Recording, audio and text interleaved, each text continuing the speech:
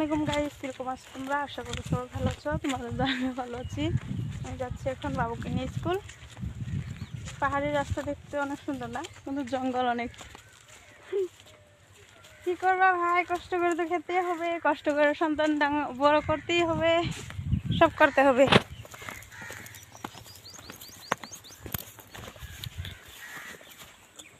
পাহাড়ি এত জঙ্গল জঙ্গল সব। এইখানটি ছাবা বাবু, এখানে একটা ছোট্ট ডলং, দেখো পানি। যা যা,